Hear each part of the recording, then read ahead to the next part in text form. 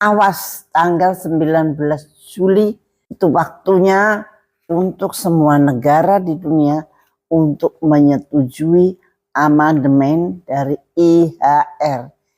IHR adalah International Health Regulation. Itu adalah bukunya WHO di dalam meregulasi kesehatan internasional. Beberapa bulan yang lalu IHR amandemen sudah disetujui secara tidak sah dan batasnya adalah nanti tanggal 19 Juli. Kalau 19 Juli semua negara setuju, ya IHR akan berlangsung. Ini pesan untuk Pak Prabowo. Amandemen IHR ini sangat berbahaya untuk kedaulatan bangsa dan negara kita, Pak. Ini gandengannya dengan pandemic agreement. Ini aturan-aturan yang terperinci diatur di sini. Amandemen IHR yang akan disahkan besok tanggal 19, kecuali kita tidak setuju, isinya benar-benar merenggut kedaulatan bangsa kita untuk melindungi rakyatnya. Jadi Bapak tidak bisa melindungi rakyat Bapak kalau ada pandemi. Ada 10 hal kenapa banyak negara juga menolak. Satu, mereka merubah definisi. Definisi pandemik itu seperti apa, mereka rubah dengan seperti KLB. KLB biasa itu sudah boleh disebut pandemik. Epidemik juga disamakan dengan pandemik. Nah, ini berbahaya karena mereka bisa mengatakan pandemik itu sama dengan bioterorisme karena disamakan dengan KLB, karena disamakan dengan epidemik. Epidemik juga mereka akan menentukan gitu. Jadi itu pada definisi itu begitu. Tidak perlu ditemukan virus zoonosisnya. Nah ini berbahaya, Pak. Nomor 2, Dirjen WHO adalah orang yang berhak mengatakan ini pandemi, ini epidemik, ini KLB. Bukan Menteri Kesehatan, bukan Presiden. Dan nomor 3, pendanaan. Kita disuruh mendanai apa perintahnya dari WHO. Apapun perintahnya harus didanai dengan dana kita. Kalau kita tidak punya dana gimana? Disuruh hutang, Pak. Jadi memang tujuan mereka adalah membuat kita supaya utang. Terus nomor 4, versi yang final itu belum jadi. Versi yang final ini mengatur tentang pendanaan lah. Nomor 5, mereka tetap mengadakan OTG, orang tanpa gejala. Itu tidak cocok dengan ilmu kedokteran.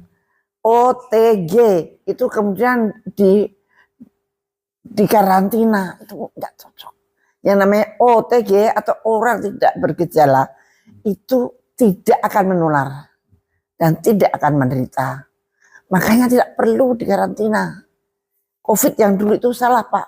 Dan kemudian yang sangat menyedihkan, satu, kita kalau mau ke luar negeri mesti harus pakai paspor tentang vaksin dan sebagainya, dan kemudian disemprotin. Kalau mau masuk ke negara mesti semprotin pakai insektisida atau pakai apa. Mereka juga memaksa. IHR amandemen ini di dalam pasalnya mereka memaksa agar negara membuat undang-undang nasional seperti apa yang diperintahkan oleh mereka. Kita mau undang-undang itu padahal harus dibuat karena keinginan rakyat loh, untuk kemaslahatan rakyat.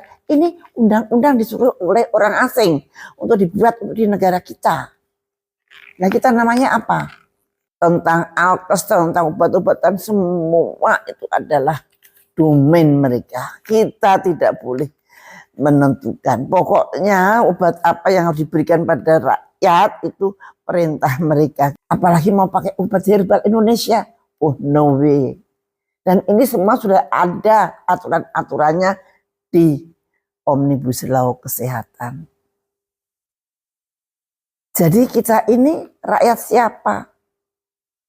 Kalau nanti ada epidemik, ada KLB, semua kekuasaan ada di tangan mereka.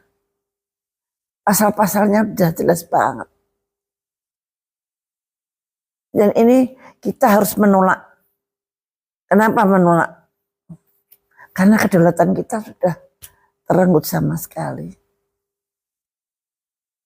Dan yang terakhir, amandemen IHR ini jelas tidak melindungi hak asasi manusia yang paling private.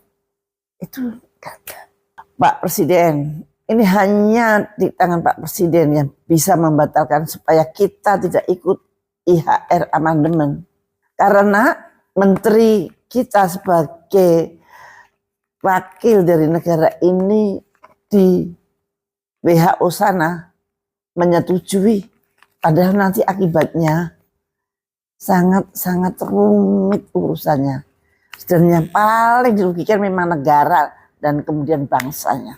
Jadi mudah-mudahan ini bisa didengarkan oleh siapapun, mudah-mudahan oleh pembuat kebijakan. Mudah-mudahan DPR juga memikirkan ini.